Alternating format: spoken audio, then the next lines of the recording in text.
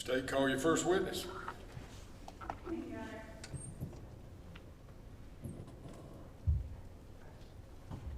He calls Assistant Director 911, Voy Glover.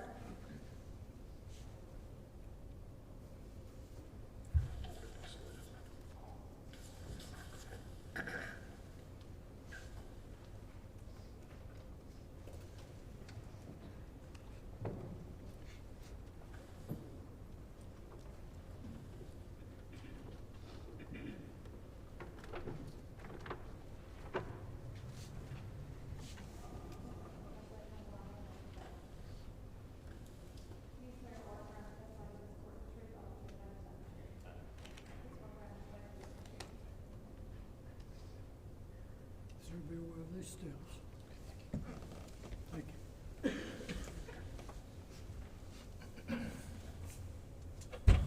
you want to state your full name for the record, spell your last name. First name is Glover. Last name is spelled Glover. Good afternoon, Mr. Glover. Thank you for being here. Can you please tell the jury where you're currently employed and what your current job duties are? Sure. I'm the Assistant Director of the Communication Center for the Erin County Sheriff's Office. My general duties is to supervise 65 employees, make sure they monitor all incoming 911 calls and non-emergent calls. And how long have you been in that position? 21 years. Well, been there employed 21 years, but current position 3 years. And is part of your job to maintain the records of the department? That's correct. And were you working there in 2015? I was. Do you remember the case of this call specifically from 2015? Not totally, but the certain details. I'm going to show you what's been marked as State's Exhibit 1 for identification. Do you recognize this disc? I do. And what is that disc? This disc represents the 911 call of the night of the incident. And how do you know that? I verified it today, this morning, listened to the whole details of this disc. Okay. Your Honor, this time the state would like to admit State's Exhibit 1 into evidence. Any objection? State's Exhibit number 1 would be admitted without objection. Your Honor, we'd like to publish this to the jury. Yes, ma'am.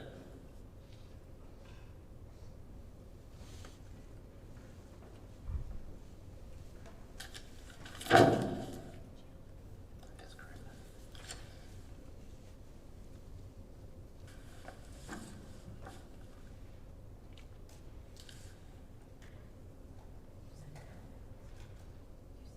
I'm sorry.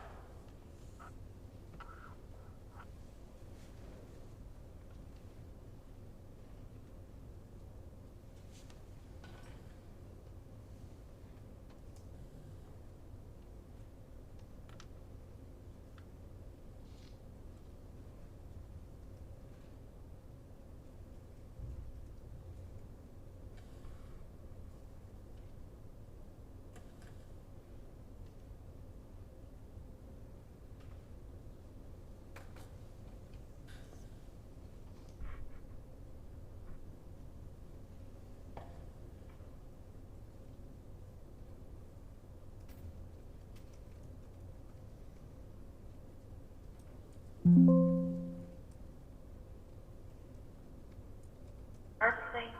Oh my God! I need somebody out here at 2217 Refuge Road. Ma'am, I can't understand you. What's your address? 2217 Refuge Road. 2217 Refuge Road. All right, listen, I need to take some deep breaths for me so I can understand you. That way we can get help faster. What's going on? Oh God! Ma'am, tell me what's going on. Oh my God! You said he's dead? No. He's dead. Ma'am, I can't understand you, honey. Please. Is somebody hurt? There's no pulse on any of them. Ma'am, I can't. There's four people.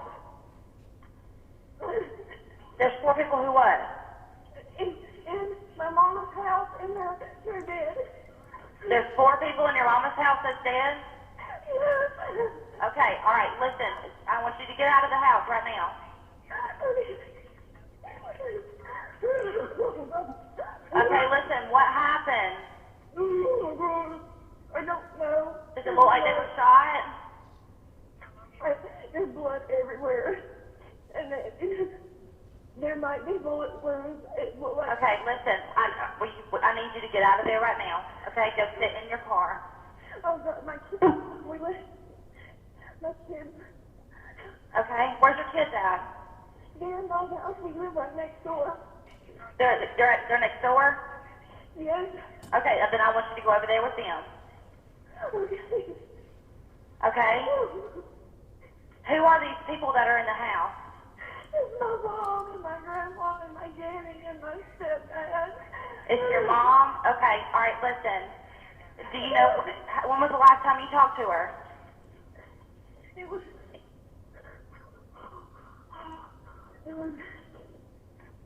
all right, who was it again? It was your mom, granny. Who else was it? My granny and my stepdad. And your stepdad? Yes. That's three. You're missing one, honey. Who's the other one? No, my mom, my granny, my daddy, and my stepdad. Okay. When was the last time you talked to any of them? It was, we did yard work with them on Saturday. Then we go to your room, please, baby. Close the door. We did yard work with them Saturday evening, and then we left for Columbia. So you haven't had any contact with any of them? Not from Saturday. Okay. Did they have any kind of confrontation with anybody? No, not that I know of. I mean, I don't know how my granny or my daddy would have any conversation with anybody because they don't even leave the house.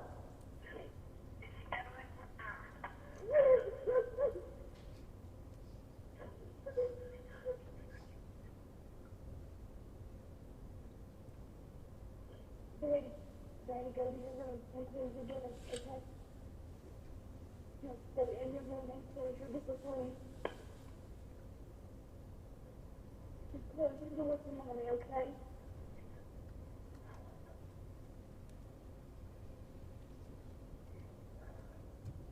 So you don't have any idea who could have done something like this, ma'am? No, I mean, well, I called earlier because I had a skin, and my mom usually takes the dog outside, and she takes the dog out, and even when it's raining, and I heard her do that, and I called up there to see if I could get anybody on the phone, and I couldn't get anybody on the phone, and so I went up there, and both of their doors were unlocked. I went in the back door, and I didn't see anything. Okay, listen, I'm just confirming with you. You're sure that they're all dead in the house? Listen, I can't hear you. You're going to have to speak up. I know you're upset. I can't imagine how you feel, okay? But I need you to, we got to figure this out, okay? You're sure that they were dead? There's so much blood, and they were cold. Okay. They were cold? Yeah. Okay, listen. Where are they at in the house? My stepdad and my two grandmothers are in the living room, and I went to look for my mother, and she's in the bedroom floor. Okay.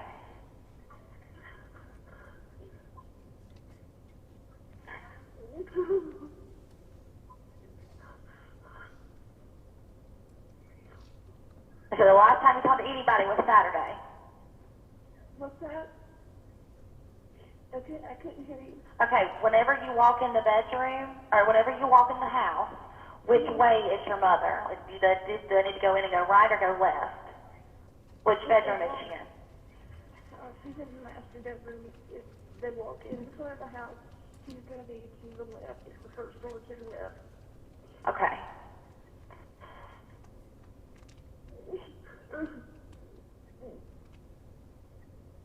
Did you see any weapons anywhere? I couldn't tell. I just didn't look. All I saw was them. Did the house look like it had been broke into? I don't know. I just said the front door and the back door were unlocked, and that was not like them at all. They were both unlocked? Yes. Okay.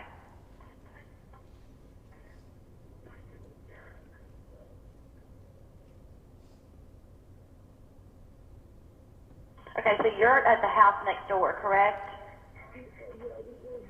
Is that your house that lives next door? Do you live next door? They're directly behind them in a genuine civilized mobile home. Okay, so you're also 2217, correct? Yes. All right, so they're at the one in the front? Yes.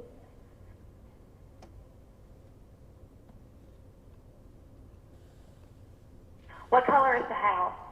It's got like a pool, it's got a red tin roof. Ma'am, I can't hear you. You're going to have to speak up just a little bit for me. Tell me one more time. It's a tin color house with like a red tin roof.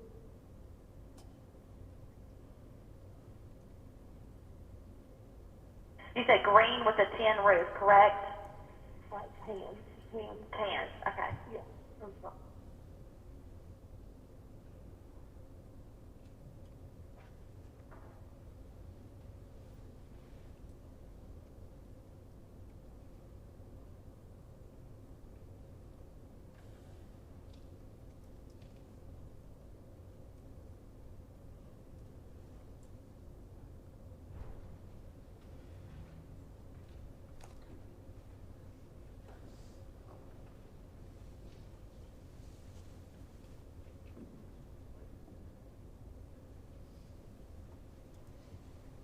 It's a mobile home, correct? Okay.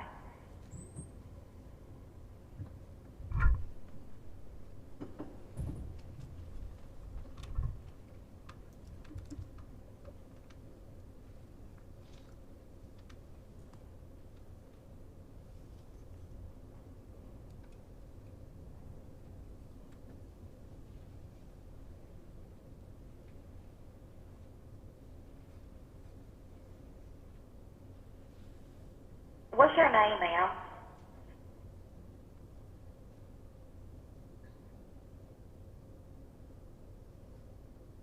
Amy Montgomery. Amy Montgomery? What's their name? Tell me your mom's name.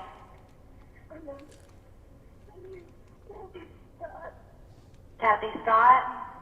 Kathy with a C. Okay. All right, tell me your Jamie's name.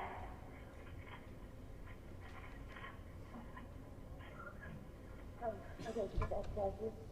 On the porch. I'm just going to let her up again. No, I need you. Can you listen to me for just a second, okay? I need you to stick up for me. Tell me your Jamie's name. Okay, Jamie.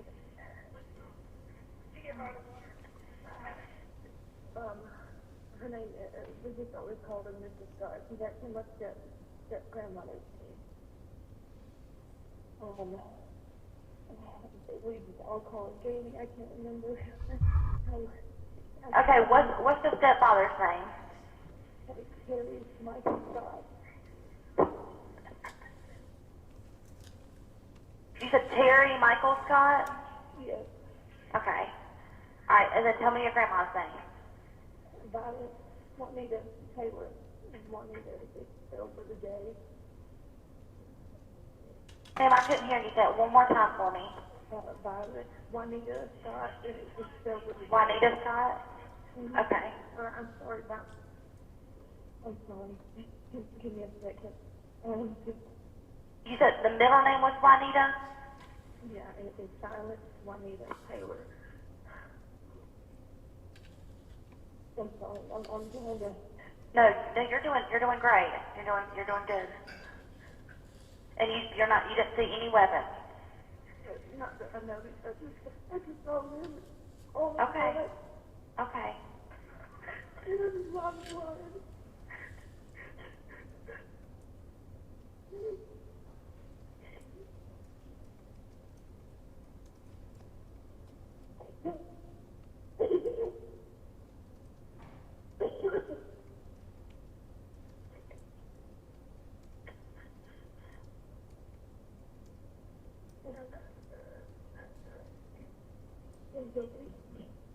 Do you know if they had been arguing or anything amongst each other? No, not amongst each other. I mean, we've had our ordeals in the past month or whatever, just something over stupid stuff. But other than that, What kind of things were y'all fighting about? they,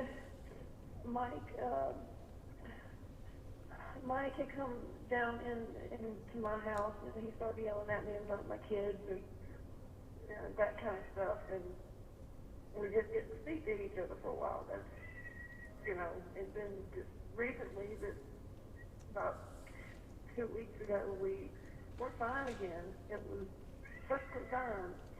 And they, didn't say anything about anybody bothering them or anything like that. I know he bought and sold gold, and he would meet people places. But I don't think he'd ever bring them here.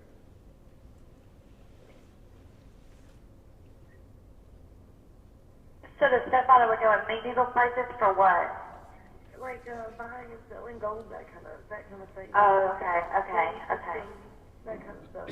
So there was no, they weren't involved in drugs or anything like that? Oh God, no. Okay.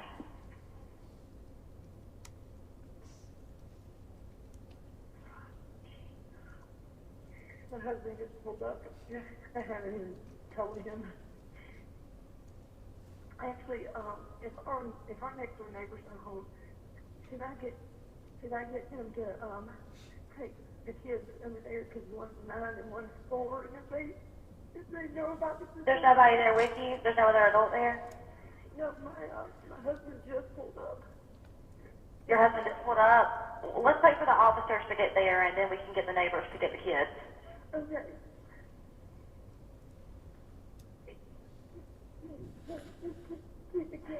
Or you are inside the house, correct? Okay. I'll stay in a minute. Keep the kids in the room. All right, make sure nobody goes back over there, okay? Okay. In the house. Okay, but what kind of vehicle did your husband just pull up in? It's a newer model blacked out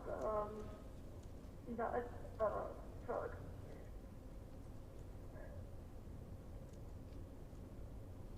Did you call anybody else? No, yeah, it's just, of course, I told you first. Right. Their vehicles are still sitting in the yard, which I thought was funny too, because I haven't seen them move, but sometimes they have more than one vehicle. They've got 4 vehicles all together, and they leave 1 or 2 of them over at Jamie's house, because Jamie isn't able to live on their own anymore. So they kind of split the vehicles out. So they all live together, is what you're saying? Yeah, they all live together here, and they just kind of like switch the vehicles out. There's 2 vehicles here now, which I thought Mike, he works for the state for the Buucy department, and I figured if he maybe had took one of the other vehicles, because there's 4 between them, and apparently he didn't. Honey, I'm having a hard time hearing you. You're saying all of their vehicles are over there, or they are not? No, the other 2 should be over on the Lady Rose property where his mother, Mike's mother, was. But she had to move over here because she got very sick. And sometimes they split those vehicles out. So I don't know which vehicles were here and which weren't. There's an officer outside. Do you see him? There should be two of them. I see him. He's about to pass by the driveway. Okay. Okay, he's here. Okay, all right. Just let him come to you, okay? Okay. I'm gonna stay on the phone with you until he gets right there with you. Okay.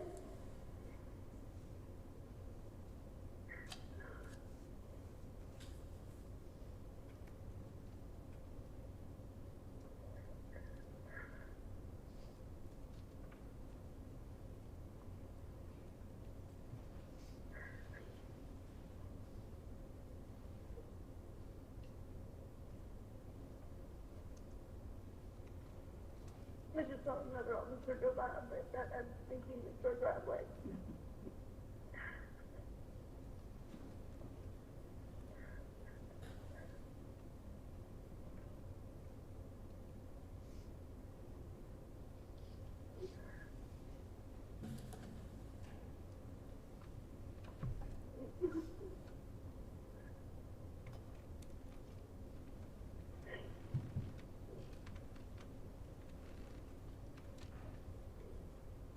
All right, is he there yet? Yeah, he's backing up. The Okay. other officer is.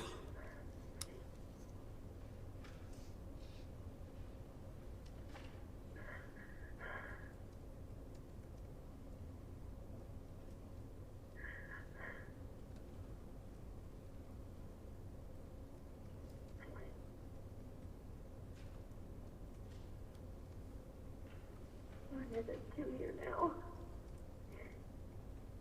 I hear sirens off in the distance.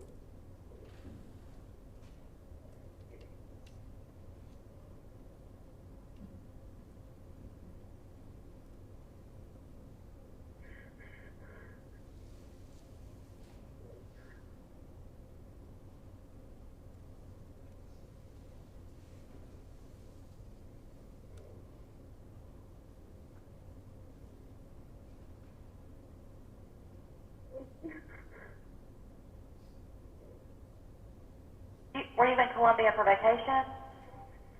It's my husband, his mother lives down there now. They just moved down there a couple months ago from Pennsylvania. Because they had So you are visiting family, is what you're saying? Yeah. Okay. Listen, there's two houses back to back, correct? And this happened in the front of the house, the front house, correct? Yeah. And you're at the back house. Okay. Yeah, where the back was.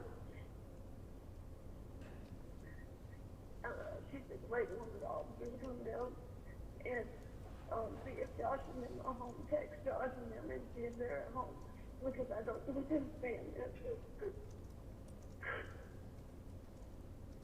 Yeah, just to make sure they make it.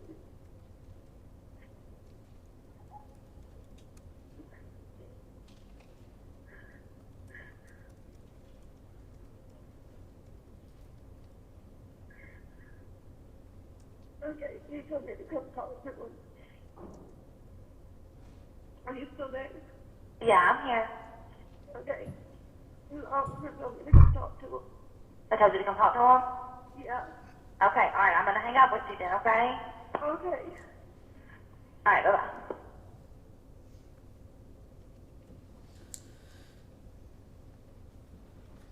Mr. Glover, you also keep written records to go with these calls. Yes, ma'am. So can you tell us what is the date of this call? The date of this call is November the 2nd of 2015. What was the time? The time that the call was received was at 12:30 and 31 seconds. So it's like middle of the day, 12. Yes, that's correct. And did you receive any other calls about this incident? No, this is the only call that we received. Thank you. I have no further questions. Please answer any questions that defense may have. Yes, ma'am. Cross-examination? Okay. Thank you, Mr. Glover. Thank you. You can We step ask down. Mr. Glover to be excused from this appeal. Any objection to this witness being excused?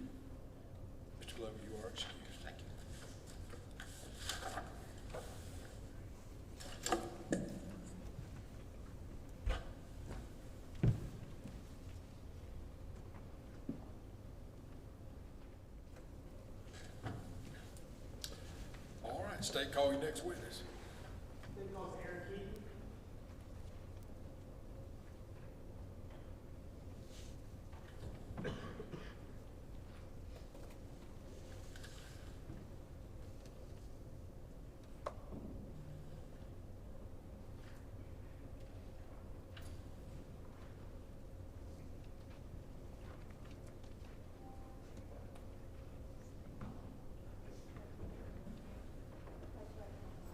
Please swear or affirm testimony before the truth, the whole truth, and nothing but the truth. Thank you. Please walk up this way to the jury stand.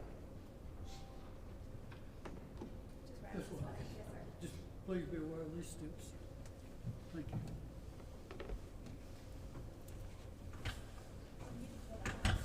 If you would, please state your full name for the record and spell your last name. Erin James Keaton. Keaton is Keeton. Hello, Mr. Keaton. Where do you currently work? Quick Trip in Easley. And what is your job responsibility and role there? I am the store manager, so I'm responsible for anything that happens inside the store. Okay, and how long have you been at Quick Trip? Almost 18 years now. So back in 2015, what store were you working at? Quick Trip 1127 in Pendleton, South Carolina. Okay, so 1127, what is that? That's the store number of how we identify the stores. Okay, so you're not quite sure the exact address. No, because I've run 9 different stores. Okay, but where was that Quick Trip located in terms of a county or city? Pendleton, How far away about from here is Pendleton? 15 minutes. And at that time, back in 2015, do you remember speaking with law enforcement? Yes, And do you remember law enforcement requesting surveillance footage? yes, And do you remember providing them with that surveillance footage? yes. One of those counsel is Mark City, 38, 21. State's Exhibit 38 is admitted without objection. Your Honor. May I approach? Yes, sir. What am I showing you right here? That would be the video that I burned for them. Okay, that's showing State's Exhibit 38. All right, and how do you know this is the video you burned from? Because I verified it when you showed me the video, that I was the one that I burned for you guys. And did you do anything on the disc itself when you reviewed it? No, I just burned it for I signed that it was, Okay. I signed that was the one I burned. Okay, and is that your signature? Yes, sir. At this time, I'd like to move State's Exhibit 38 into evidence, Your Honor. It's in evidence without objection. Okay. And so, when you reviewed that footage, I'm showing you State's Exhibit 41. What is this? That is the man that we pulled the video up for. Now, this is not the man who requested the video. No, this is the image that they were looking for when they asked me to pull video for them. Okay, and this is a fair and accurate representation of that video? Yes. That video? Yes. Okay. Can we please move State's Exhibit 41 into evidence, Your Honor? Yes, Mr. Okay, so State's Exhibit number 41 is admitted without objection. Thank you, Your Honor.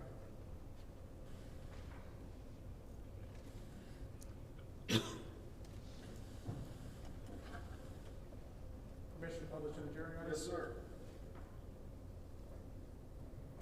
Is this that State's Exhibit 41, that photo we were just talking about? Yes. And is this a shot of that video that you were describing earlier? Yes, sir. All right, and what is this up at the top? Oh, that's the date that that is the date of the time that I pulled for the officer. Okay, can you read what that date is? October 31st, 2015. And is that the time next to it? Yes. Will you please read what that time is? 9:49. Yeah, 9:49 p.m. Thank you. No further questions, Your Honor. Cross-examination? Okay, thank you, Mr. Keaton. Thank you. Any objection to this witness being excused? No. Mr. Keaton, you are excused.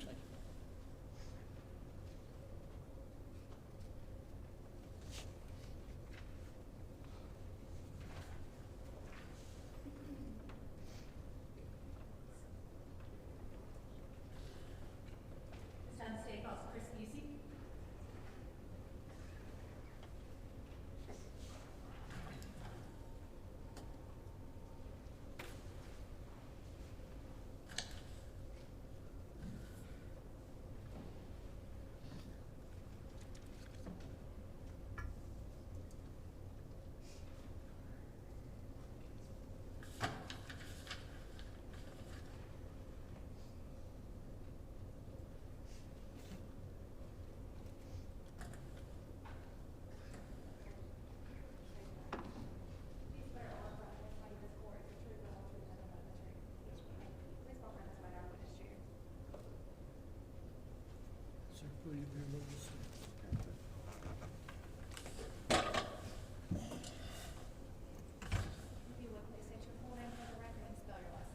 Christopher Henry Buucy, B-E-U-S-S-E. Good afternoon, Mr. Buucy. Could you please tell the jury who you are, where you're currently employed, and how long you've been there? Well, my name's Chris Buucy. I'm a lieutenant for the Anderson County Sheriff's Office. I've been employed there for 22 years, and I currently work in the Forensics Division. And how long have you been in the forensics division? Since 2013. What are your duties as part of the forensics division? We answer calls for service related to any crimes that are deemed necessary for further evidence collection.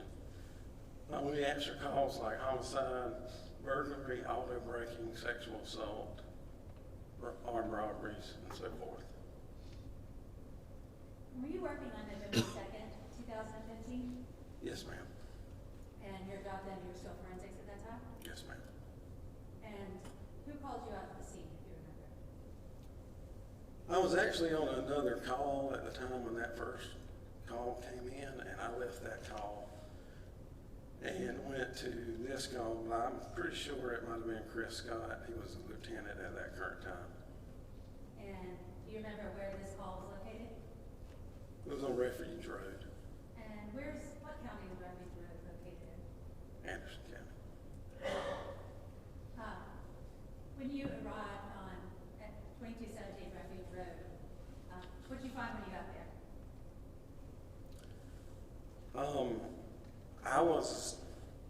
There was already some people at the scene, so I was just kind of briefed on the scene. And I was told that there was 4 deceased victims inside the residence. Do you recall what the weather was? It was kind of damp outside, like it had been raining, drizzling type. And were you working with anybody else with forensics as y'all were assessing the scene? Yes, ma'am. There was an investigator Hill there, also investigator Dugan, investigator Proner, Lieutenant Chris Scott was at the double wide where I was at. And were you one of the first people to go into the double wide? Yes, ma'am. And what was the purpose of your going into the double wide that day? I was tasked with taking a video of the crime scene.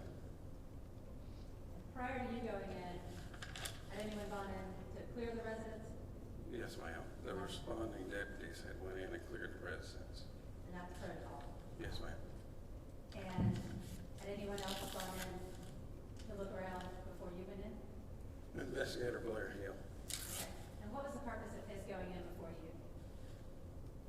He went in initially to survey the crime scene and start taking some photographs, and then I believe he was talking with the coroner's office at that time, and then they discovered what had happened inside, and then that's when they kind of backed out, and I went in to take the video. And what was the purpose of your video? Just to show the crime scene before it got disturbed. I'm going to show you what's been marked as State's Exhibits 2, 3, and 4 for identification. Do you recognize these videos? Yes, ma'am. This should be the crime scene video that I took from the scene. Okay. And have you had a chance to look at those? Yes, ma'am. Do they accurately depict the same video that you took Yes, at the ma'am. crime scene? This time, I'd like to admit States 2, 3, and 4 into evidence. Any objection? No objection, Your Honor. So States Exhibits 2, 3, and 4 are admitted without objection.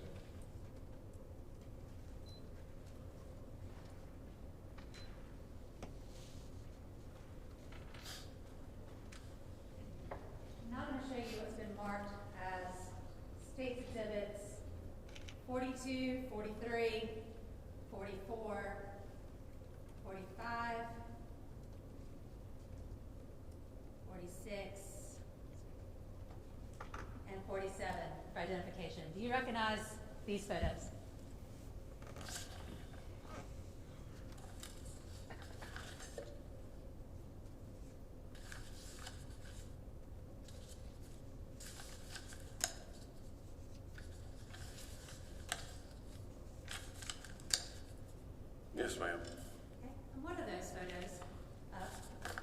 These would be photos of a $100 bill that the lead investigator, a detective at that time, had asked me to take a photograph of.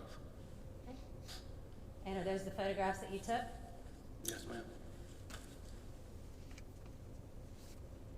There's also, Your Honor, this time I'd like to enter in State's Exhibits 42 to 47 into evidence. Any objection? No. State's Exhibits 42 through 47 are admitted without objection.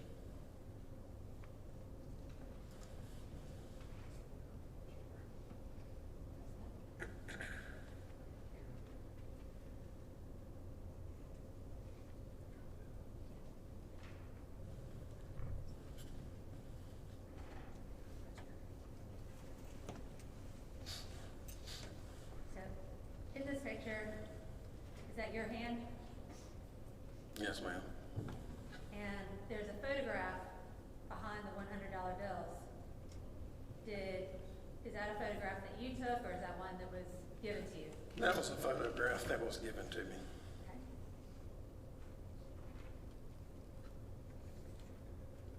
And State's Exhibit 45, that's also your photograph? Yes, ma'am. And that's the photograph, what is that a photograph of?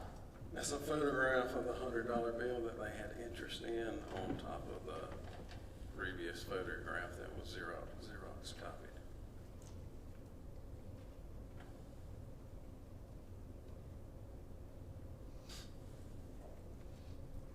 Your Honor, at this time, I ask permission to publish the crime scene video to the jury. Yes, ma'am.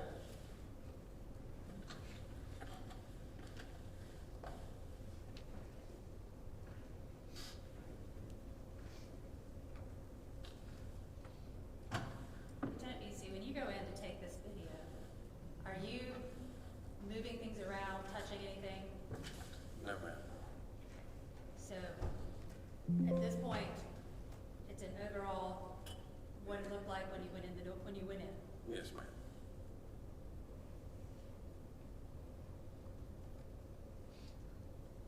Do you turn on or off lights or TVs or? I mean, I would take the video and I was using my flashlight at the time, and if there was not, I would use my flashlight when I first went into a room if the light was off, and try to take the best I could, and then I flip on the light switch. And what time of day did you take this video, do you know? I think it was around between 5 and 6 p.m.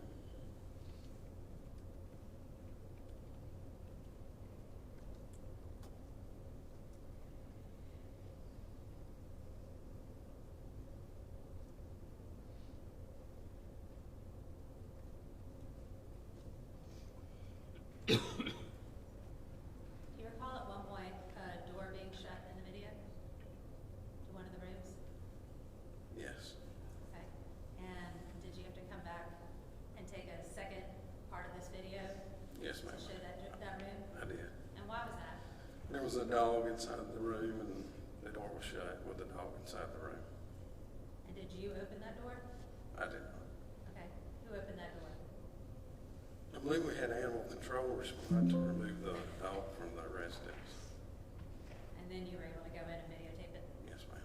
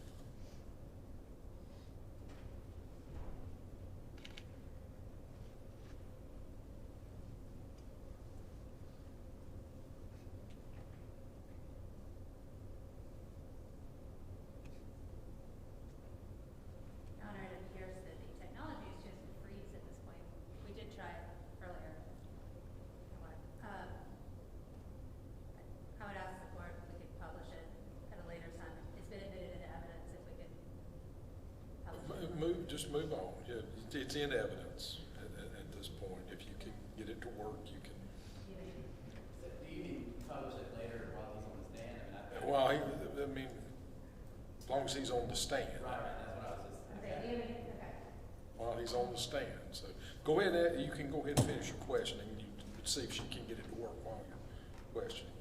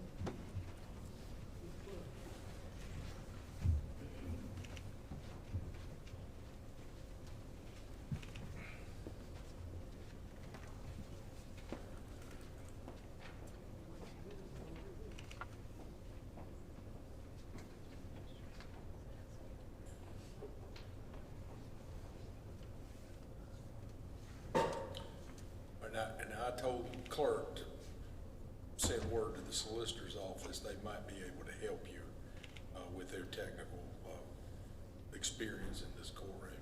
The county, you can call the county guy too if you need to, Rena. Your Honor, and I don't think it's the corporate, for some reason, the computer was freezing up, which Do you have another laptop you could play it on? that laptop wasn't connecting to the internet, so that's what we have. Okay, all right. We're working on it. We have to try to. Well, be in recess. Officer, while we're in recess, you can't talk about your testimony with anybody because you're under oath. Always there to stand. Okay, you can stretch your legs. Get you something to drink.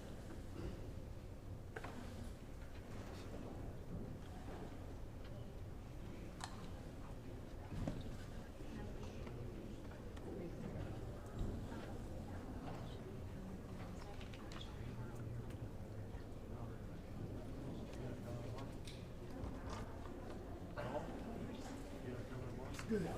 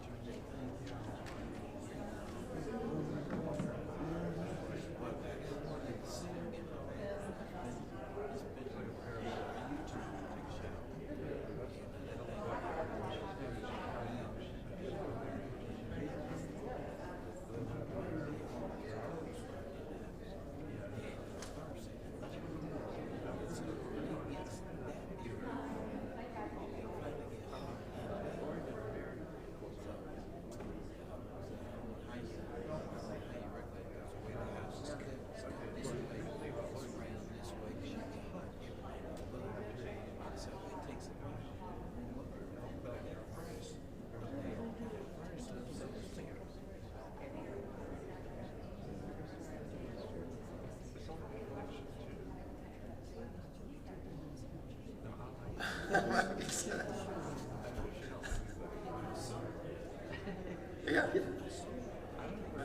on.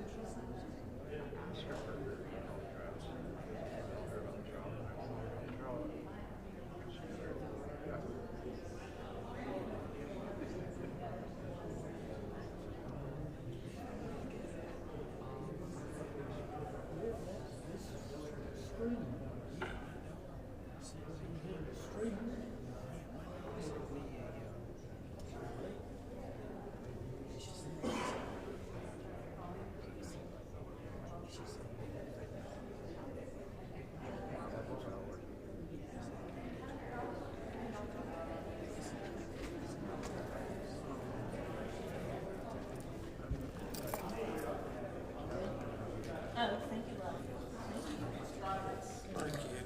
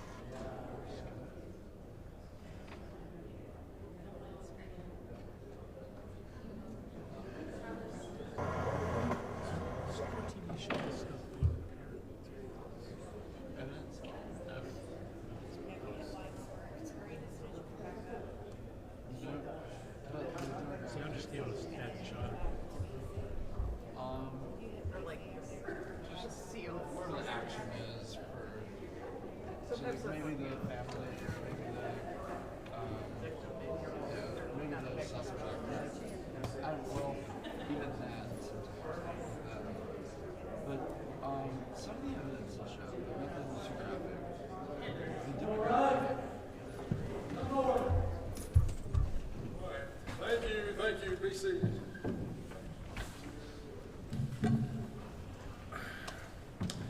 Are we operational? We are at this moment. Thank you, Mr. Thomas.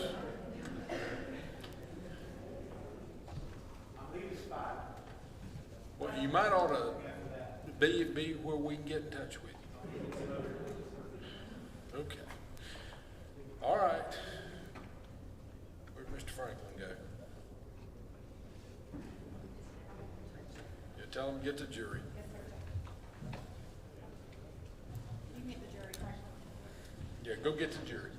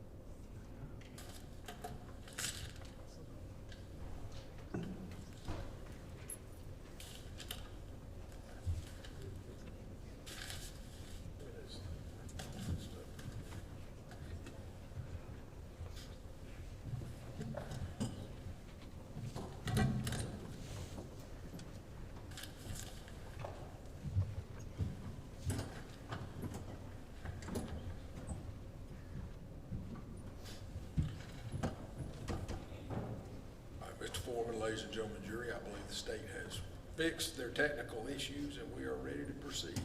So, Ms. Weiss? Thank you.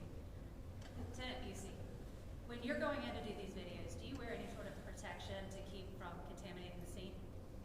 Yes, ma'am. I had on shoe covers that come up to my waist, basically, and they tie around my waist.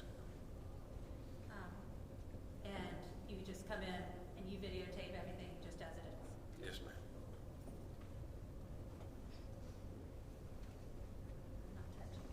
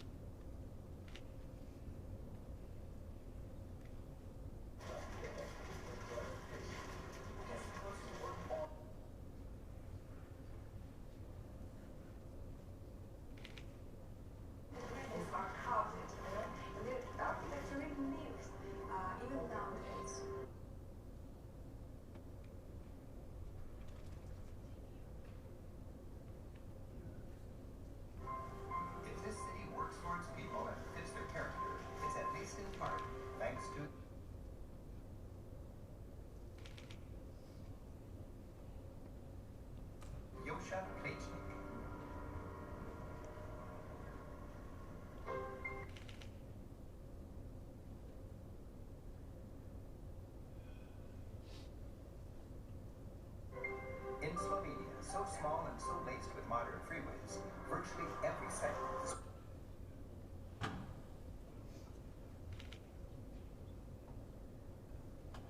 within an hour or two of the capital city. We're headed north into Slovenia.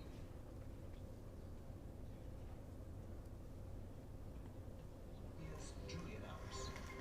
Our first stop is the country's top alpine resort, Lake Bled.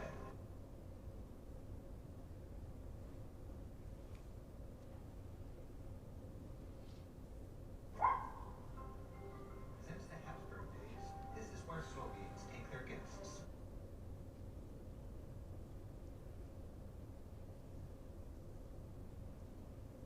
Whether kings or cousins, to show off their natural wonders.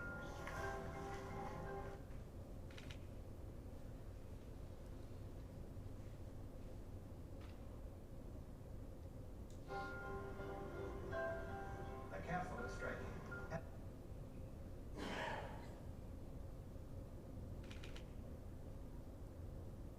These are the views from the castle.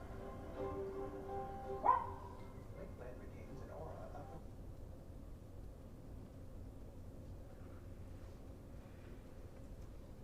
romantic age.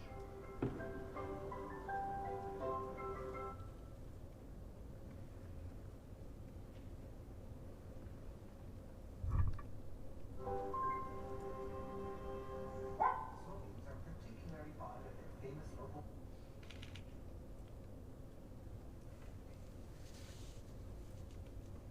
pastries. The decadent cremeschnita artfully sandwiches layers of cream.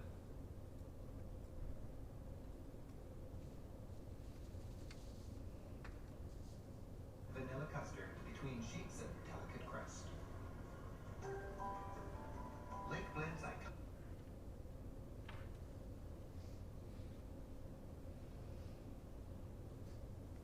Lake Island is the focal point of any visit. Romantic playgrounds unique to this.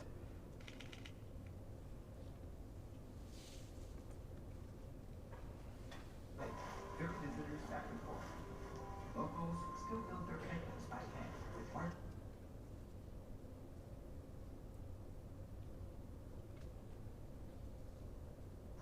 From a design passed down from father to son for centuries.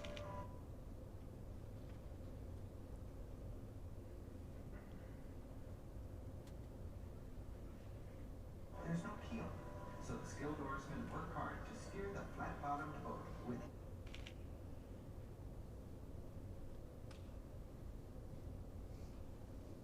stroke. The island.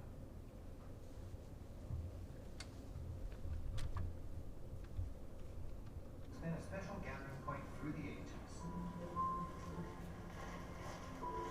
99 steps.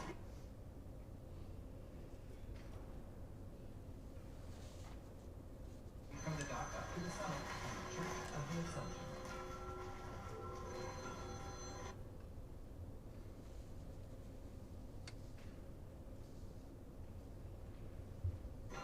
A local superstition claims that if you ring this bell 3 times, your wish will come true.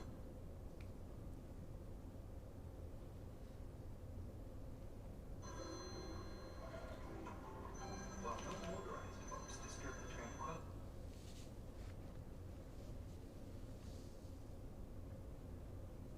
Of Lake Bled, it does have its human-powered speedboats. Bled is the Roman capital.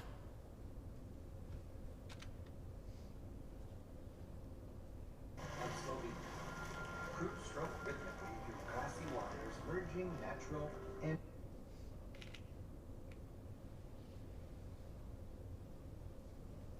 human grace. Strolling the 3 miles around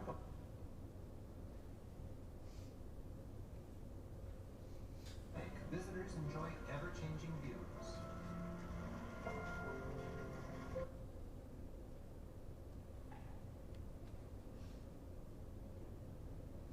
Also enjoying dramatic lake views are handsome villas, mostly from the 19th century.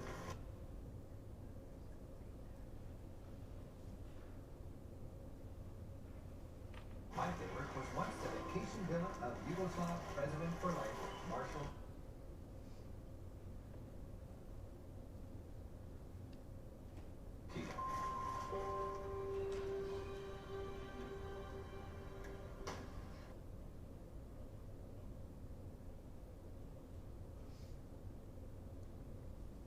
Slovenia was one of 6 republics that united to make Yugoslavia, a country that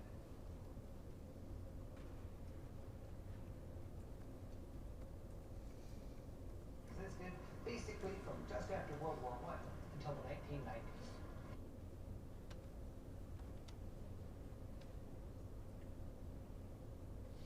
Tito, a larger-than-life, strong-arm dictator, was the one leader able to hold that troubled Italy together.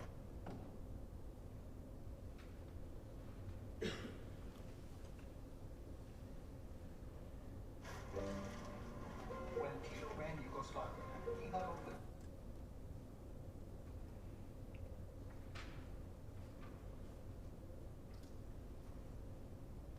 dignitaries from Indira Gandhi and Nikita Khrushchev to Kim Il-sung.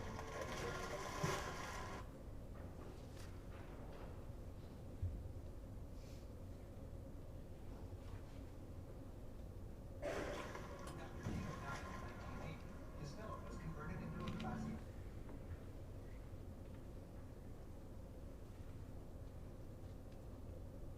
Hotel, offering gifts of James Bond antiques.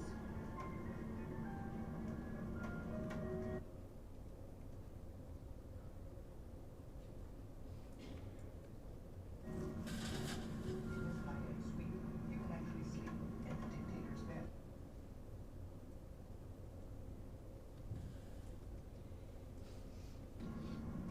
And visitors can use Tito's personal desk for something I bet he never imagined.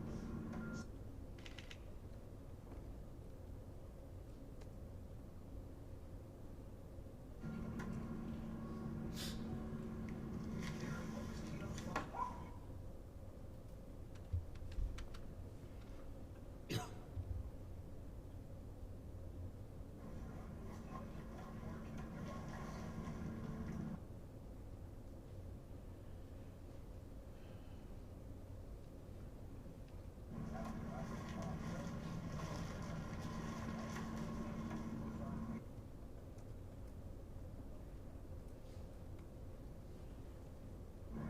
Inspired by charismatic commanders, formed a resistance army.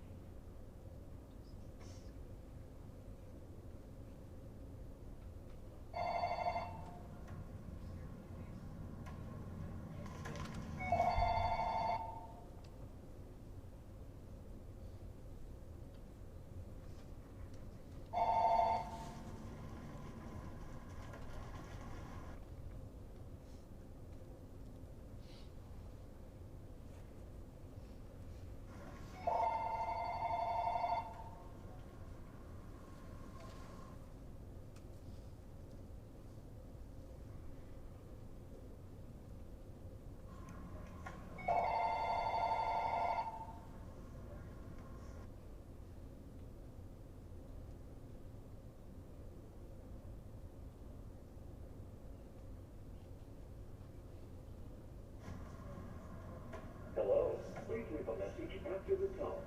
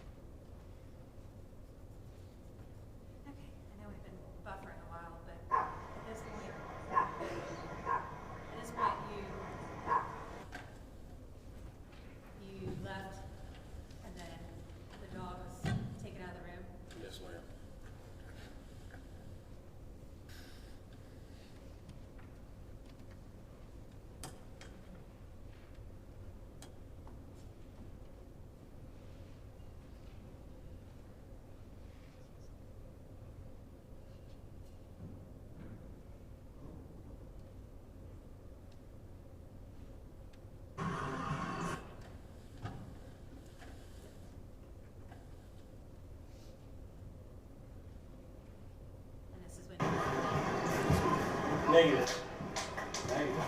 Negative on, no, I messed up the bid, but.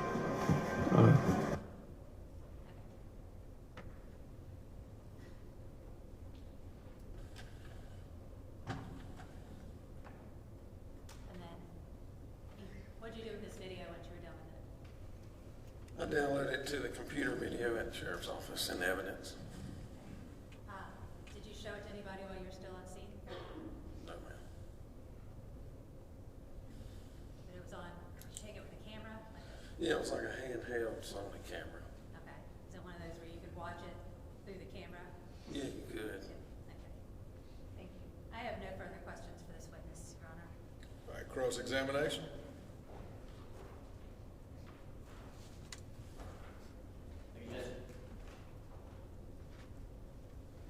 Good afternoon, Lieutenant. Good afternoon. How are you? Pretty good. Good, sick. I was sick last week.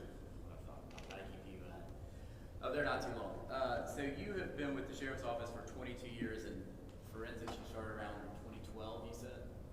2013, 2012. Okay. So you had been doing forensics for about 2 years at the time you started this. Yes, sir. And your role as a forensics person at the Sheriff's Office is to record what's happening on the scene, right? Yes, sir. Collect evidence, Yes, sir. verify the scene is the way it's being described. Yes, sir. Because what we might see in one of these investigations are incident reports, written reports, right? Yes, sir. But what you're able to do is verify that what we're reading is the same as what you and these other people were seeing. Yes, sir. When you did this, you had been in forensics for it looks like about 2 years. Have you been through training? Some training.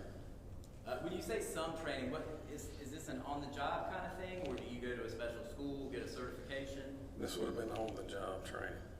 So someone else at the Sheriff's Office is explaining to you how this evidence collection works. Yes, sir. When Lieutenant Scott called you, is that right? Was it Lieutenant Scott that called you? Yes, sir. All right. What was his role on that crime scene? He was supervising the crime scene division at that time, so he was the lieutenant over the division. Do you have a number of how many people were on the scene prior to your arrival?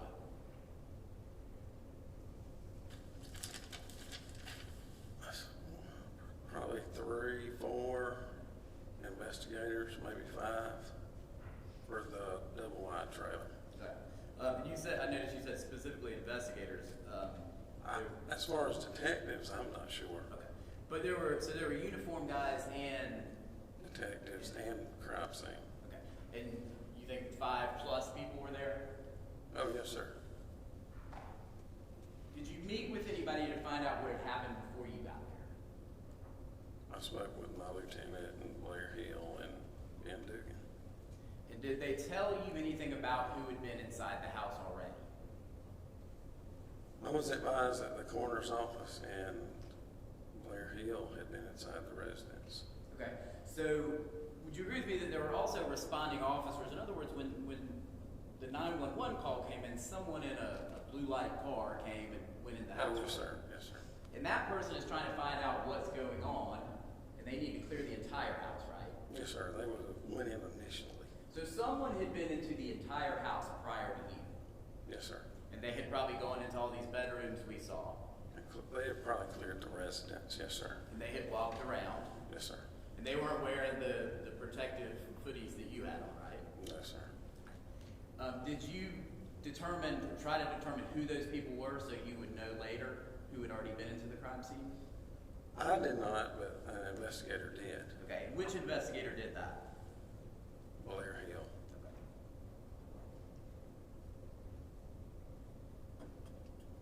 You said it was raining outside that day, right? It had been raining some. It was wet at that time. It wasn't raining at the particular time I walked in, but it had been. It was wet outside. And one of the things that I saw in the video, because we didn't watch the whole video, right? There's about 30 more seconds, I think, and I'm not going to try to make us all watch it because it doesn't look like it's working too well. But we see as you're walking out, you're coming out, I think the kitchen area, it's almost like a tiled floor. Yes, sir. And it's very wet. There's wet footprints on that floor. Yes, sir. And those are from the officers that had come in before you. I suppose. Okay, so you're not sure, came in, somebody left that. Yes. Okay. We also saw a number of shoes in the house. Did you make any effort to document or figure out what shoes were existing in the house when you were there? I did not. Someone else did? That was not my task at the time. Do you know whose task that was? I'm not sure. Now that video is about 8 minutes, give or take, when we put all 3 segments together.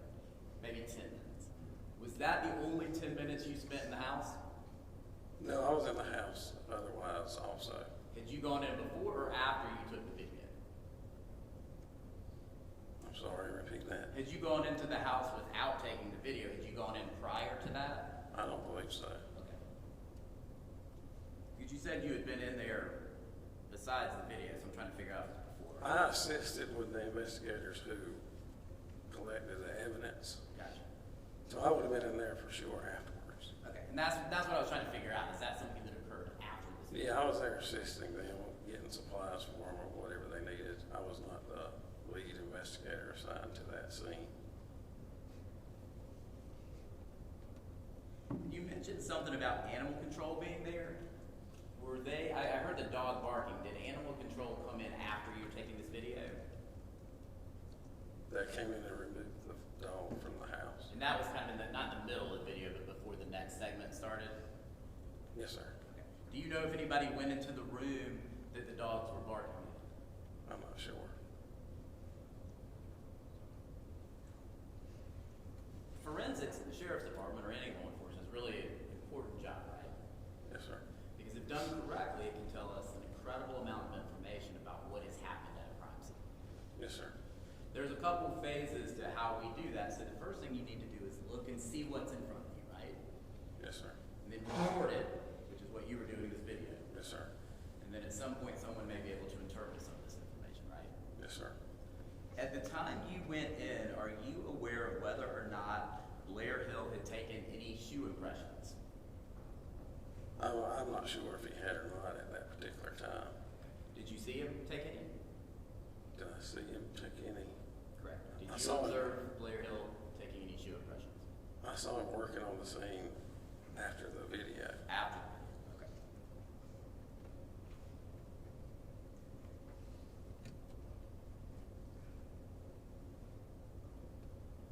And I noticed that as you go through the back hallway, there was some blood on the walls. Yes, sir. Do you know if anyone ever did anything with that, reported that, or is that your only involvement? That was not my involvement as far as taking blood swabs. I assisted afterwards, so there was blood swabs taken from the scene. And you've probably been in a lot of crime scenes, right? Yes, sir. And this one had a pretty large amount of blood, right? Yes, sir.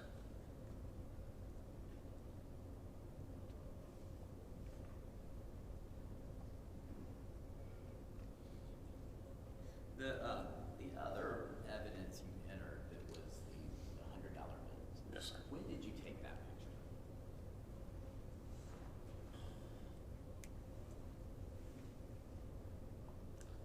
On 6/30/2016.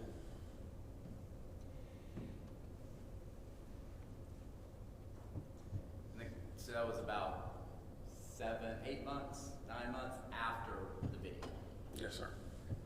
Matter of fact, maybe more.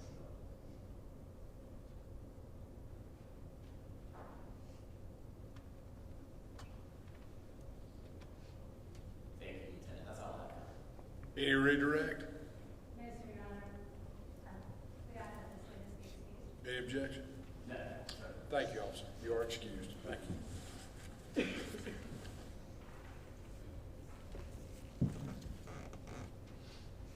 Call your next witness. Thank you, Your Honor. State calls Deputy Coroner Don Macauan.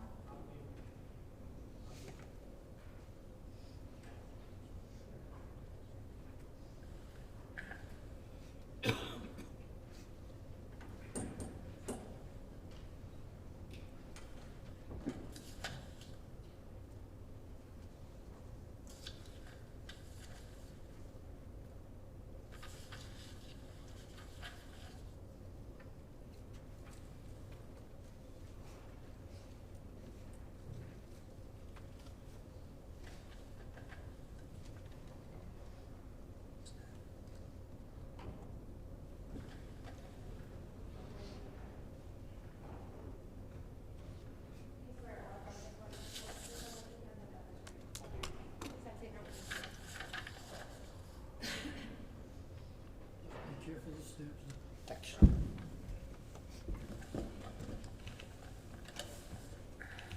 If you would please state your full name for the record and spell your last name.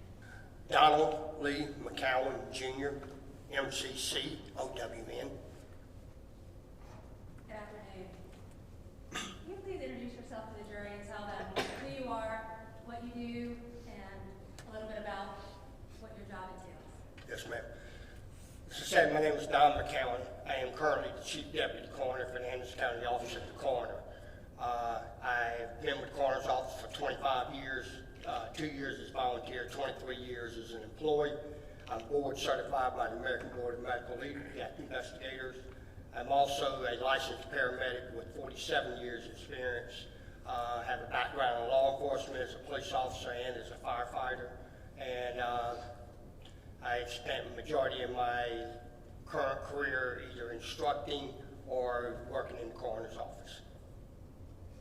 My current job as a Chief Deputy Coroner is to oversee medical legal death investigations for Anderson County. We have a staff of 7 investigators to our office, and our job is to attend to any death that occurs in Anderson County.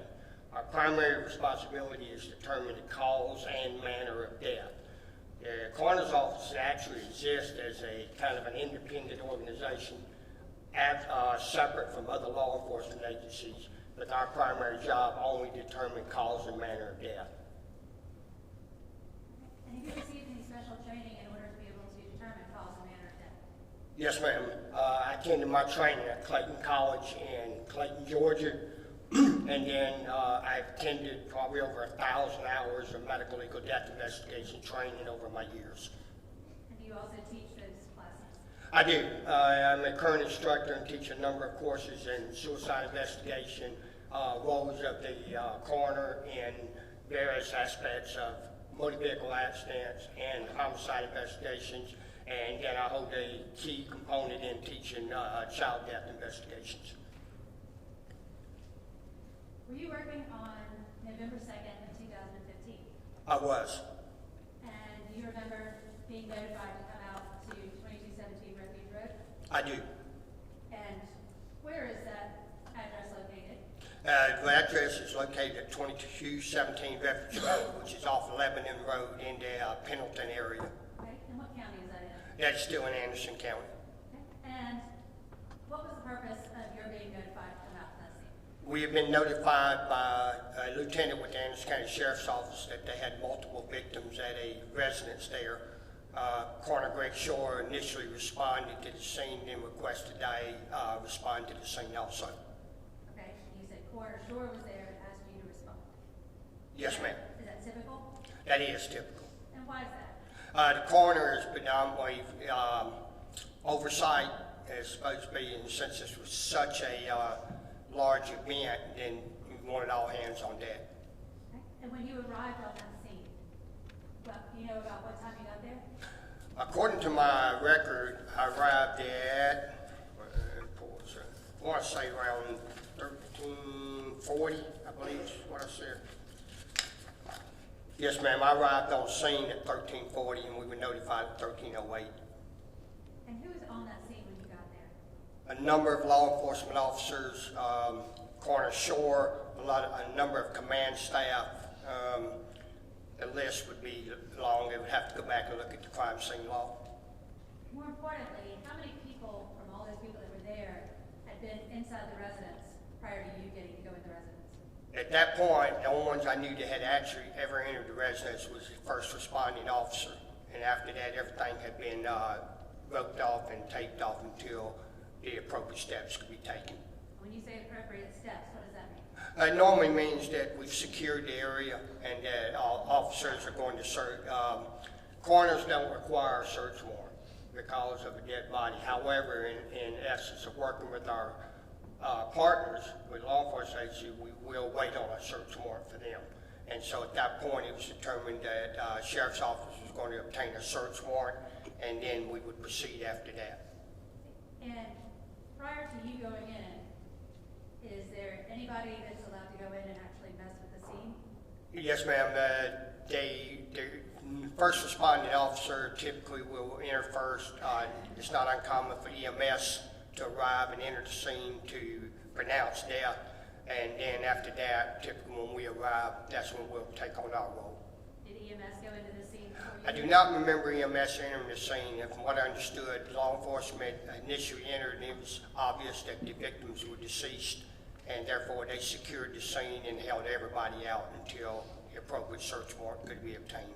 Okay, and you said you're doing an independent investigation of that of the sheriff's office. That is correct. Okay, so how do you approach that when you first get to the scene?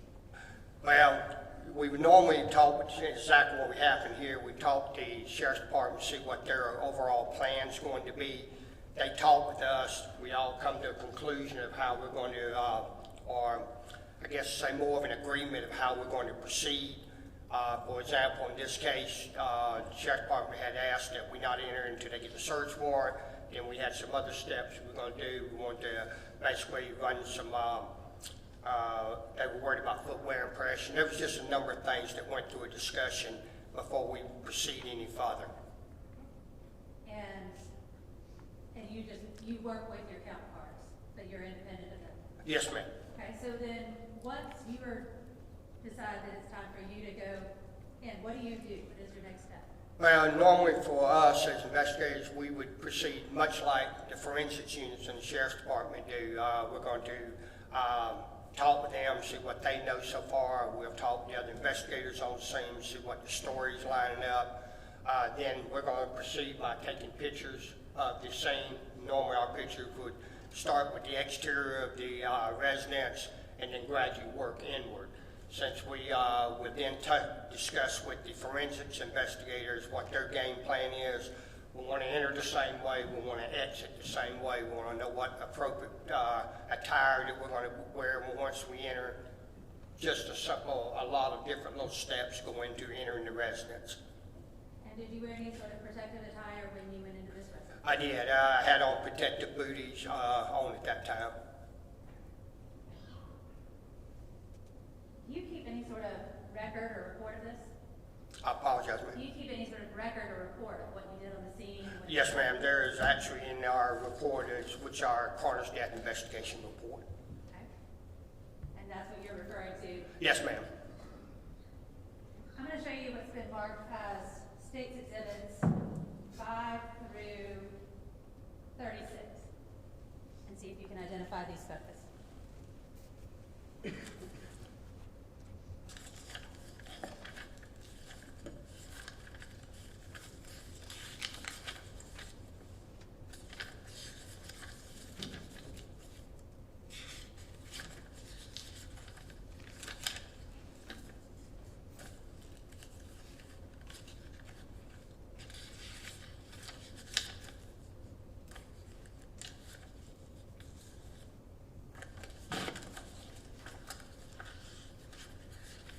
Yes, ma'am. These all appear to be photographs that I took. Okay. And that's a small stack of photographs. You took more photographs than that? Yes, ma'am. I think I was up above 300 when I finally did my final report. Okay. But these accurately represent some of the photos that you took that day? Yes, ma'am. Your Honor, this time I'd ask to move State's Exhibits 5 through 36 into evidence. Any objection? So we previously looked at and have no objection, Your Honor. All right, so State's Exhibits 5 through 36 are admitted without objection.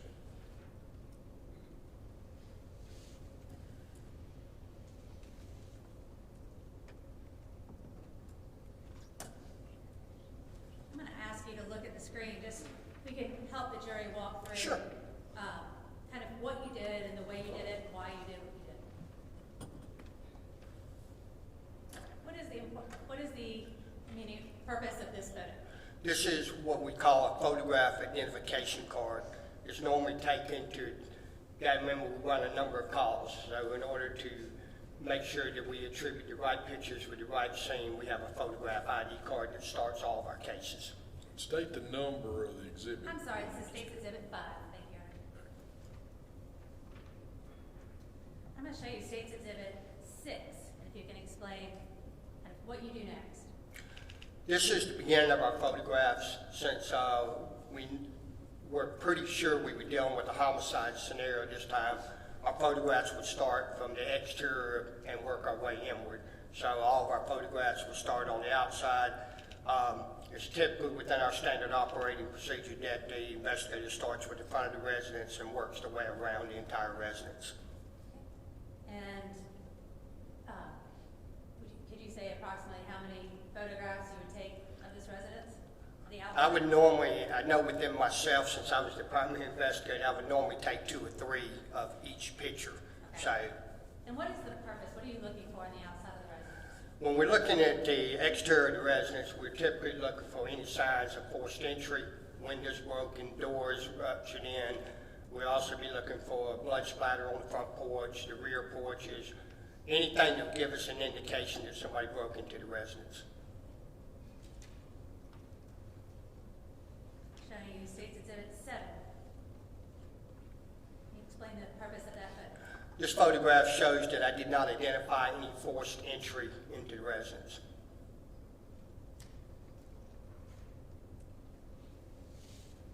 State's Exhibit 8. Again, the same picture. Now that I've opened the door, I'm also showing that there's no mechanical marks or anything to indicate that somebody broke the door or damaged the door trying to break into the residence. And you took photos of both doors of the residence? Yes, ma'am. And did you find any evidence that any forced entry on either door? No, ma'am. You also said you take pictures of? This would be photographs of the windows, which is standard operating procedure. We photographed the windows for the same purpose of identifying that nobody broke into the residence, or we did not see any indication of anybody breaking into the residence. And that's State's Exhibit 9. And you took pictures of all the windows? Yes, ma'am. And did you find any evidence of forced entry in any of the windows? No, ma'am. And State's Exhibit 10, what is this an example of? This is going to be a vehicle that's on the scene. It's also our standard operating procedure to photograph all vehicles on the scene. And then you can see, normally all my pictures will go all around this vehicle. And then this green building behind, do you remember what that That would be another residence. It's at the rear of the primary residence. And it's all part of the same property? Yes, ma'am. Once you finish outside, made a determination, preliminary determination as far as there's forced entry, do you head inside the residence? We do. That's There's not a determination of no forced entry. He just He made a preliminary. Rephrase your question. Rephrase your question. Did you see any signs of forced entry? no, ma'am. What do you do next once you've been around the outside? We then determine how we're going to enter the residence and which is the appropriate pathway. At this time, during this scenario, we were determined that we would enter the back door of the residence. Okay, I'm going to show you State's Exhibit 11. Can you describe how you take photos as you're going through?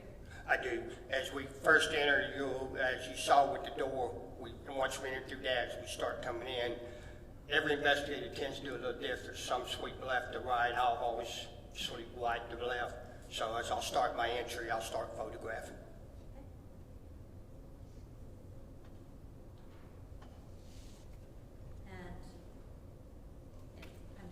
You said you took well over 300 photographs. So these are just representative. Yes, ma'am. You took. State's Exhibit 12. What was the purpose of this picture? To identify the location of the first victims that we were able to see once we entered the residence. Okay. This is essentially just to document what I'm seeing as I enter. And are there different phases of your photographs? Yes, ma'am. As we proceed through, just like any investigation, you'll see that we take overall, and then our pictures become more in depth, and they become more close up.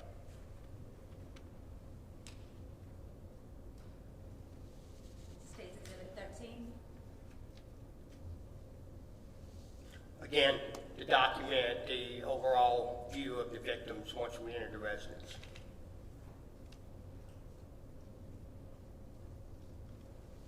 And State's Exhibit 14.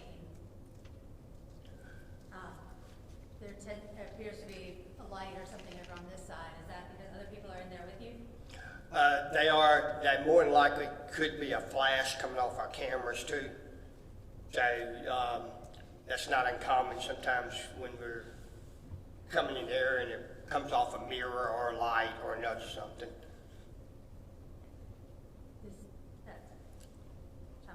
The machine that was right there. This is a light that was actually placed by the forensics investigator. And do you touch anything that's on the tables or on the shelves? No, ma'am.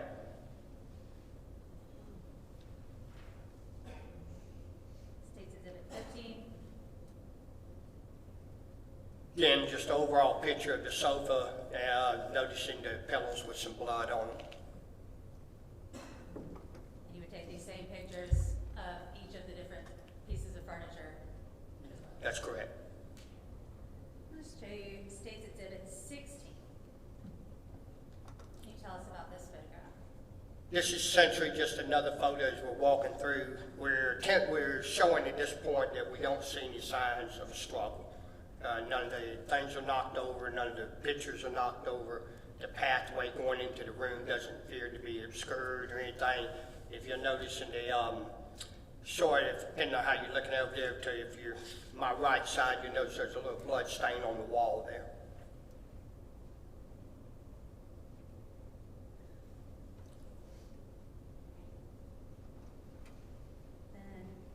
State's Exhibit 17. What is that photo? Again, this is blood that is noted on the floor as we're entering the room. And State's Exhibit 17, as well as State's Exhibit 16, are at the same floor area? Yes, same ma'am. floor area? Okay. And you were still wearing booties at this point? Yes, ma'am. Okay. And what is the importance of your wearing booties and how you take the pictures? Well, we're going to be walking through the scene, so the main purpose of us wearing the booties is to keep from tracking anything in, while at the same time not messing up any potential footwear impressions or anything else, or even messing up simple blood droplets. Do you remain in the scene while forensics starts to work the scene? We do. Okay. And what happens next? Well, normally at this point, once we've determined that we have enough leeway to start removing the bodies, forensics will proceed around. We're not in a hurry to remove people in a very rapid manner. We know what's happened. We know the victims are deceased. What we're doing is gathering evidence and documenting the scene. So essentially what will happen at this point is forensic investigators will kind of be right alongside of me as I'm examining the bodies. I would move towards working each individual body and photographing them. Okay. And you said identifying footprints, and the forensic examiners will start to try to identify if there are any footprints or any prints left on the scene? That would be correct, yes, ma'am. Okay. And once they do that, do you then take photos of any developed footprints? We do. I try to follow the exact same things forensics investigators, just like they're taking pictures of what I'm doing, I'm usually taking pictures of what they're doing. And I'm going to show you State's Exhibit 18. And what is that photo of? This appears where they have sprayed, and I don't remember if we used luminol or blue ointment, but we had sprayed a chemical that brings up the finger footprints and print marks. Okay. And is that the same as State's Exhibit 16 that we were just looking at? It is.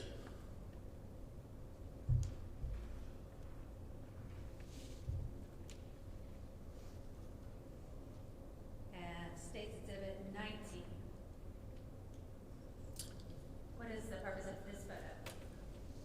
Do you put those markers down? We do not. These markers are placed by the forensics investigators. The reason for that is we also don't want to confuse anybody having a number of markers, so we do use typically the same markers. Okay. So in your report, if you're referring to markers, it's going to be the same numbers that would be referred to in a forensic report? That's correct.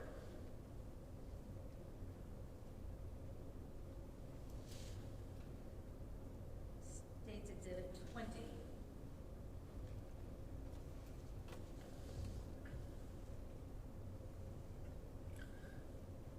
This is going to be the victim that I believe this was Mrs. Kathy Scott, who was in the bedroom. Okay.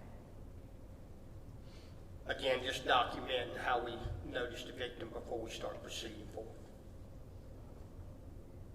And finally, or not finally, but from States Exhibit 21.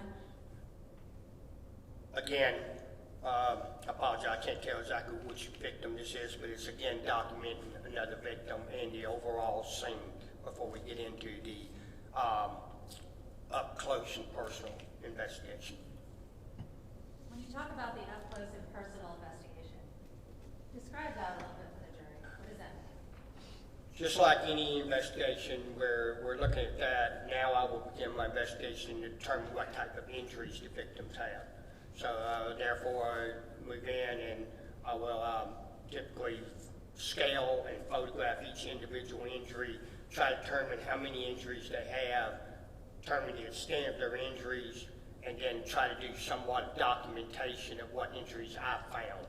Of course, those will be expanded and spelled more once they go to the autopsy, but at that point, that is what the primary role of the medical legal death investigator is. Okay, so at this point, before you did your up close and personal, did you have an opinion as to the potential cause of death or what the injuries were? We do. It was obvious that the victims died of sharp force injuries and as a result of gunshot wounds. Okay, and so as you got close to them, is there something that you're looking for in the house or on the people to determine when this might occur? I'm sorry. When the incident might occur? Well, there are a number of things. So one of the factors is determining the time of death. That comes up a lot.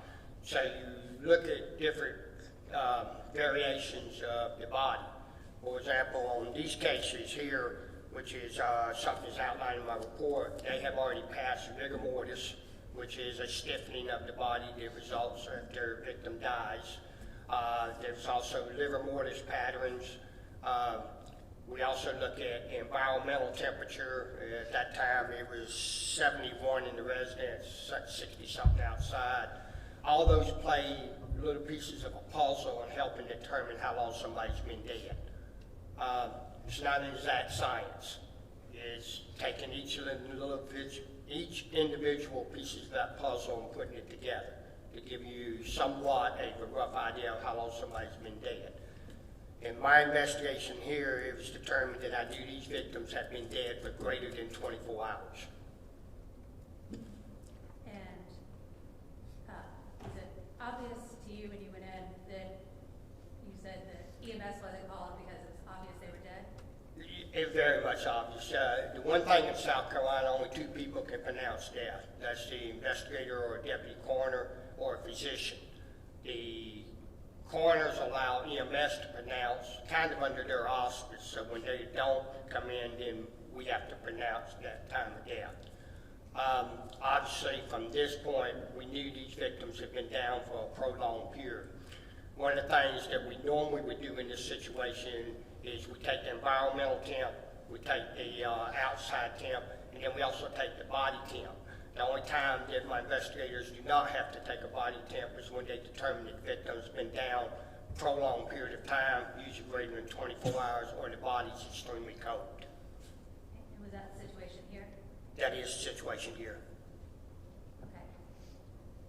So you determined time of death was over 24 hours. Greater than 24 Greater hours. than 24 hours. Yes, ma'am.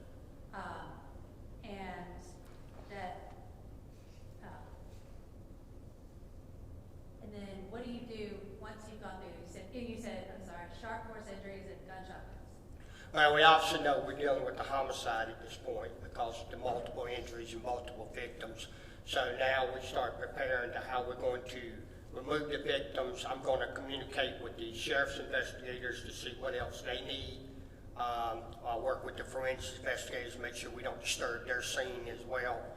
Then we will proceed to place the victims in a body bag and proceed to have them transported to Anderson Morgue. And at the point that you initially put them in the body bag, do you necessarily have a verified name and ID?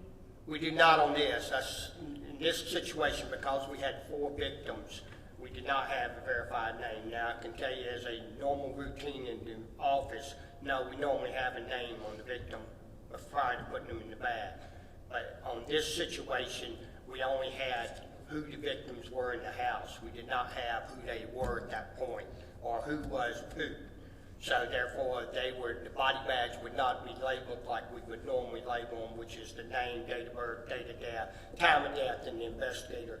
These were labeled primarily with a number until we could verify who each individual person was. So would you describe this as not one of your normal scenes?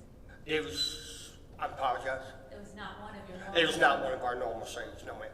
And why is that? Well, first of all, we have multiple victims, and then we had a horrific crime that's been committed. These victims sustained severe injuries. It's not something that even as a veteran investigator I would see every day. I'm going to show you State's Exhibit 22. What can you tell us about that photo? This is where we've now started placing the victims in the body bags, and as a matter of fact, myself and one of the forensics investigators did place them in the body bag. We normally, in a normal situation or natural death of the residents, I would just let EMS do it up in the bag. But since I did not have who was who at this point, I knew who all 4 victims were in the house. I just didn't know who was who. You'll notice that what we did is I used the year, the date, and then it's just 001. I have a white female, and then I have the body bag number attached to that. Okay. And does that body bag number follow, or the number at the top, do those numbers follow this bag through all the way to the end of processing? It does. Okay. So were you able to eventually identify who the person was in this bag? I did. Approximately I pulled the normal, one of our greatest clues is the DMV records, and so I pulled those records at 10:26 that night to confirm every one of my victims. Okay. And who does this number associate with? This number here would be associated with, let me pull my record here.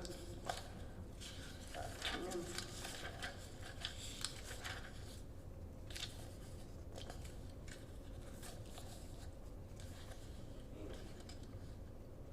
$62,550 was associated with Kathy Taylor Scott. Okay. And I'm going to show you State's Exhibit 24. There's a lock. Will you please explain the purpose of that lock? The purpose of the lock is to maintain the chain of custody. Since EMS transports for us in this county, the bags are locked, so when they come to the autopsy or come to the morgue, that lock's been disturbed. We know there's been a break in the chain of custody.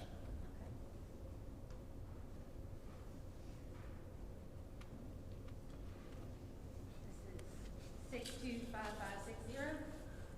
This is going to be white female. Bear with me just a minute.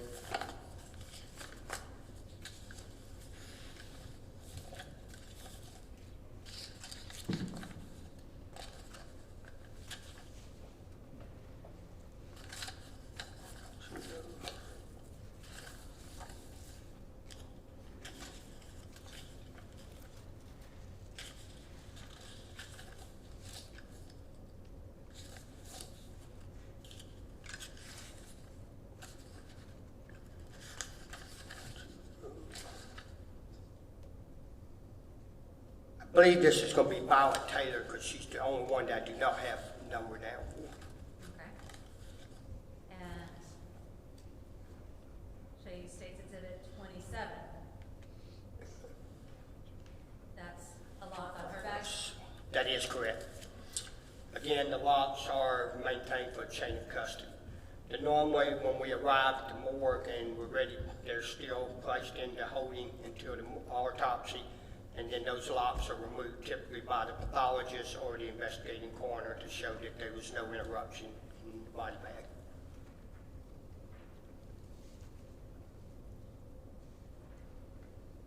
State's Exhibit 29, white female number 3. That is going to be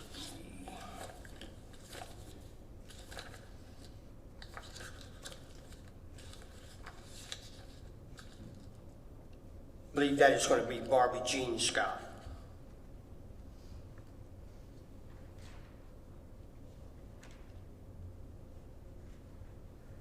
And State's Exhibit 31.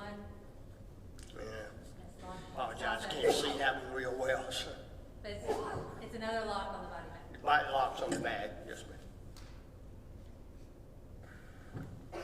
And State's Exhibit 33, number 4, the white male, 62559. This would be Mr. Terry Michael Scott.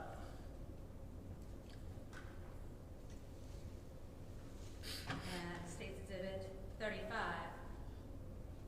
his was locked as well. Yes, same number, 62559.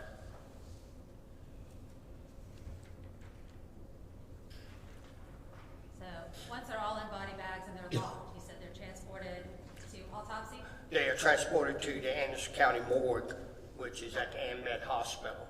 EMS at that time, I believe it was Pendleton EMS, transported the bodies.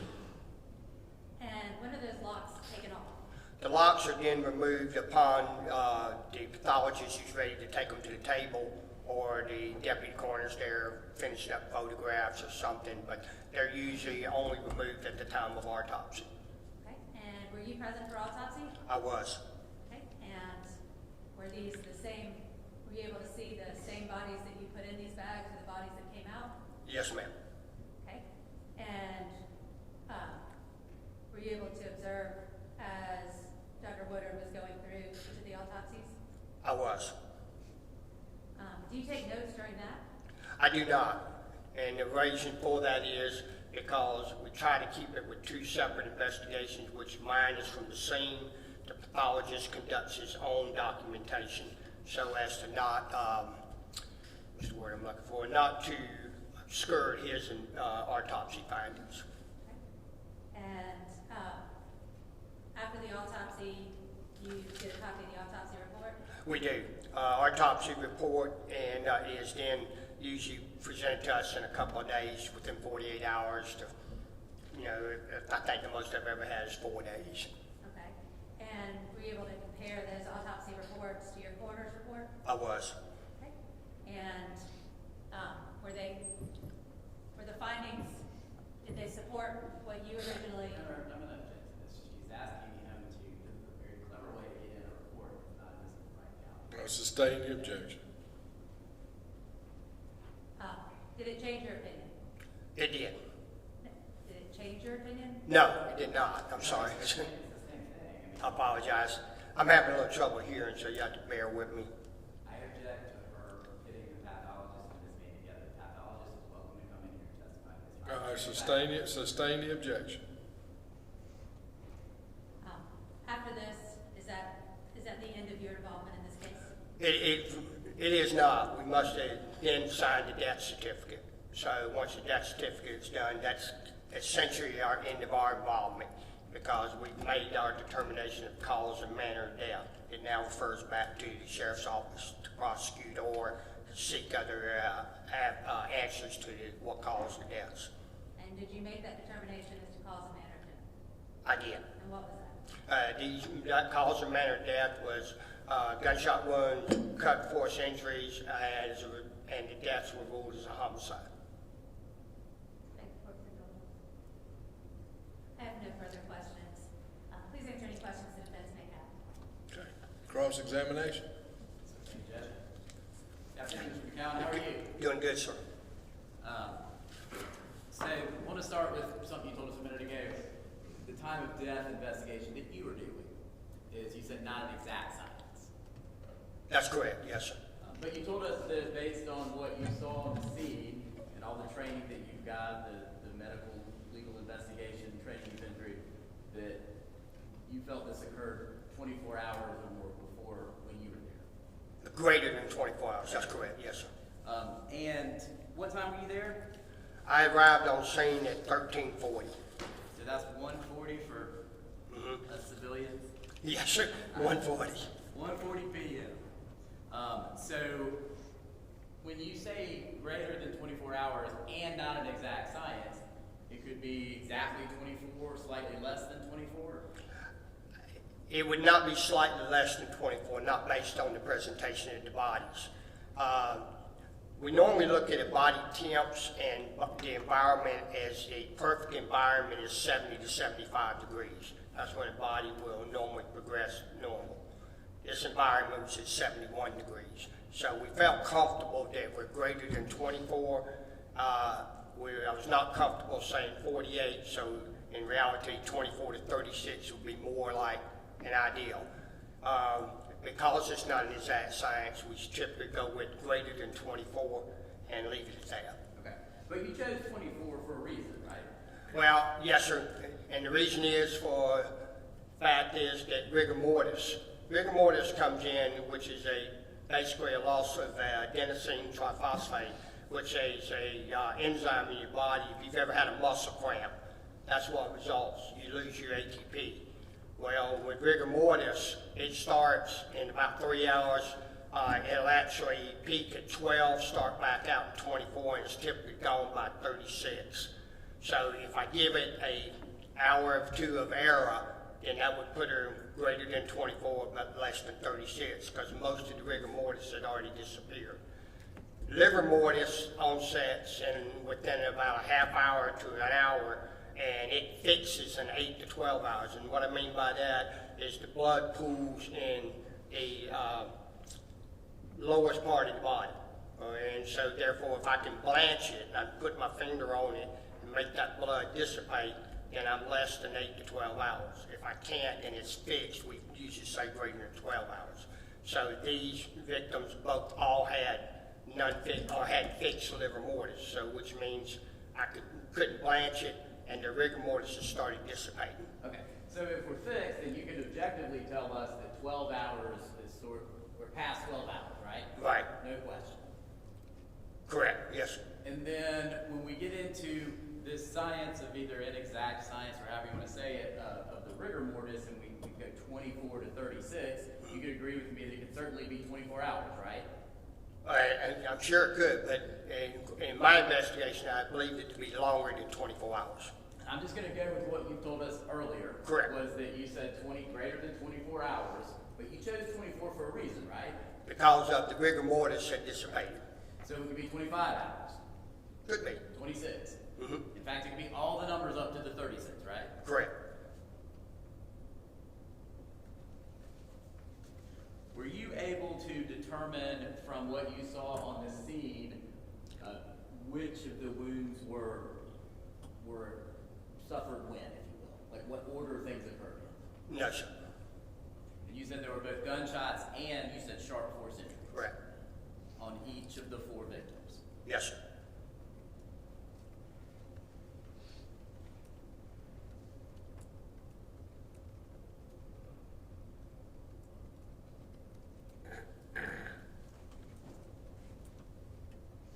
Give me just 1 second. Sure.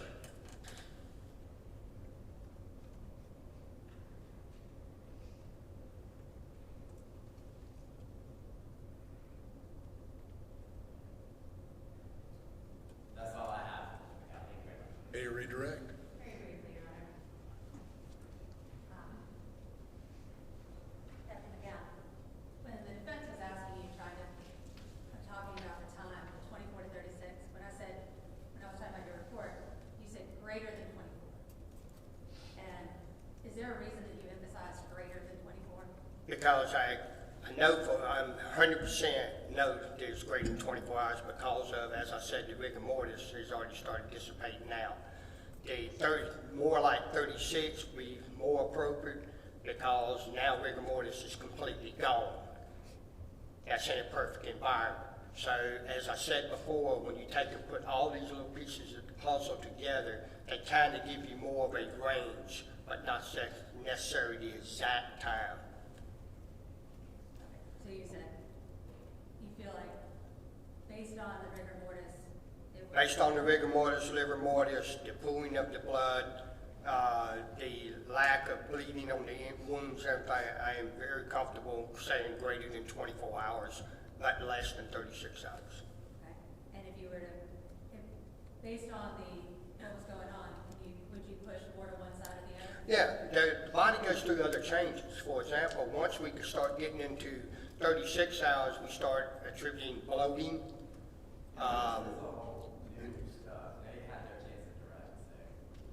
You ask a question about, I'm gonna allow the question. You would start going through different changes in the body. So typically when we start going past 1.5 days or 36 hours, we start seeing bloating among the face, changes in the body's overall structure, discoloration. These are things that, in that perfect environment of 70 to 75 degrees, have kind of a, I guess it's a lot more structure because we know those things occur at those time frames. And just to be clear, what is the last thing that happens before that starts? Apologize, What ma'am. is the last thing that happens before the bloating and all of that starts? What is the last change that happens before you go into that phase? But typically, you've already gone through your rigor mortis stage, it's completely gone, and then that just starts in your 36 to 48 hours. So And these bodies were at what stage? they were not yet, they have not started bloating or anything. Not started bloating, but where were they in rigor mortis? I'm sorry, ma'am. Where were they in the rigor mortis? The rigor mortis is already completely evaporated. As I said in my report, they have no more rigor mortis, so that's why I'm comfortable with 24 to 36. Thank you. Anything further? Yes, sir. So I just want to be clear. That's fine, sir. What's that? That's fine. So I asked you a minute ago if 24 was one of your frame numbers. Could it be 25? Could it be 26? And you said yes. Greater than 24. Yeah, I know. And I thought we understood greater than 20. I think we did. But a minute ago it sounded like you're now moving that number further out, which you really can't do based on the science, right? I can't, not based on that. That's why I said I do not fear, and I'm standing by what I said, is they had not gone into the stages of bloating or anything, which would be once we hit the 36. But they have gone through rigor mortis and it's gone, which is typically would dissipate by 36. Right. 24 is going back out, 36 is completely gone. Right. So when we... So if we give a couple, if you just say, let's give an hour or two, say I'm off by a couple hours or so, then that's why I said greater than 24, but less than 36. Okay, that's what I thought. So I understood that window to be 24 to 36 Sure. hours, and you agree with that, right? Yeah, I do. Thank you very much. All right. Thank you, sir. Any objection to this witness being excused? Not at all, Your Honor. There you are. Thank you, sir. You're Thank you, excused. All right, counsel approach.